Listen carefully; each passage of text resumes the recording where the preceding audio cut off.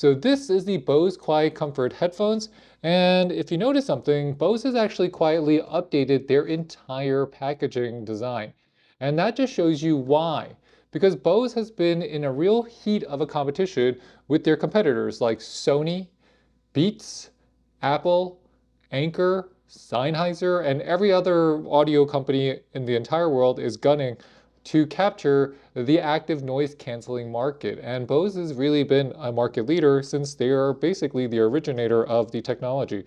So this is the new package, and as you can see, it not a huge difference here in terms of the overall shape or the look, but let's take it outside of the box and let's see what we get. So we're going to take it out of the box here. So this is what you get. You get the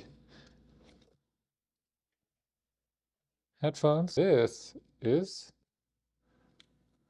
the Bose QuietComfort headphones. So out of the box, you don't notice a huge difference between these and the standard QC45s or even the QC35s. The weight is going to feel a little bit lighter. These are just ever so slightly lighter. First thing you'll notice is that your case is going to be the standard Bose case. This is the same exact case you got on the QC45s. They give you the audio cable and they give you a charging cable, but no charging block here. So that's what you get inside. I'm going to put this away. So first thing, let's talk about the design and build quality of the QuietComfort headphones. So this is what they look like. They look just like your QC45s. They look just like your QC35s. You know, the little things like having the control on the Bluetooth right here is still the same. You still have the nice buttons on the bottom. You have your USB-C. You have the inline. The cushions are still soft.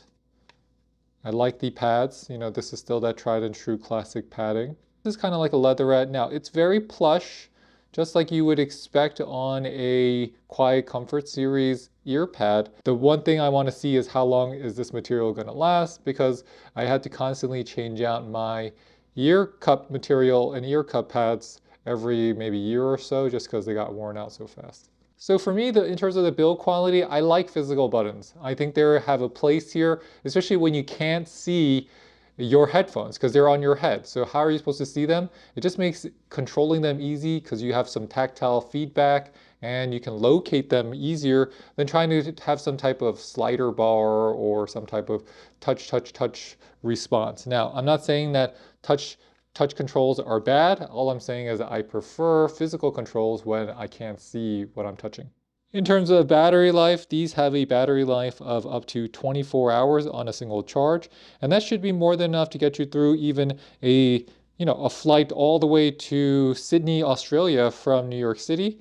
And the other catch on the battery life is that by charging it about 15 minutes, you're going to get about 2.5 hours of playtime. So let me review the new QuietComforts that you see on my ears, and these are different from the QC45s as well as the QC35 Series 2. So after trying to understand why Bose updated their QC45s to the new QuietComfort so recently, well, it takes some understanding because basically these QuietComforts are not a real upgrade from the QC45s. They're really an upgrade from these, which are the QC35 Series 2, which most people are still using. These are so incredibly good that I feel like Bose is like, okay, most people didn't understand what the QC45 is, so we're just going to go back to the QuietComforts. We're going to make it and keep that same design language we have on these tried and true. I mean, when did these come out? So what they're doing is that they're adding multi-point, they're adding the EQ, and they're basically giving you everything else the same as a QC45 or even so similar to a 35. The call quality is not that much better. And because now you have the ability to adjust the EQ on your new QuietComforts as well as the QuietComfort Maxes, well, it's not a big deal then because you could just make these sound exactly how you want it to sound. If you want to talk about the audio quality on a Bose QuietComfort, it really is hard unless you put it into perspective. So we're going to talk about it relative to the other Bose headphones, including the QC45s and the 700Ns. So I would say that now on the new QuietComforts, as well as you would find on the QuietComfort Ultras, the bass is better. So the bass is going to be more boomy. It's going to have better low end frequency. It's just going to have a little bit more pop out of the box. But what you'll also notice is that now on the QuietComforts, you're going to be getting the ability to use it with the Bose Music app and adjust the EQ. And that gives you the ability to customize the sound. So regardless if I think that this is going to sound better out of the box, the QC700s, I mean, over the Quietcomforts, I can adjust the EQ so that I can make these sound almost identical to these. And that's really cool because the low end punch here is good. I feel like the highs and the mids is still pretty similar to your QC45s. I didn't notice a huge, big difference in terms of the quality of audio. You know what? I would say Bose is a lot like Lexus cars, that they are reliable, they do a lot of things well, but they're not going to be the flashiest, they're not going to be the fastest, they're not going to have the most features, but you know exactly what you're getting. And that's why, to me, the Bose is kind of like a Lexus. It's just a really nice headphone that sounds good. Now, I'm not saying that the audio performance here is going to be world beating. It's not even, in my opinion, better than the 700s from Bose. And this is definitely not going to be the 1000 XM5s in terms of audio quality or even call quality. But in terms of, you're getting a Quietcomfort series, and it's just like the Quietcomfort series 35 series 2, but it has a little bit more updated features, then the Quietcomforts might be right for you. They're so close to the QC45s that I think the Quietcomforts is really just a rebrand, because everyone is still held up on their Quietcomfort 35 Series 2.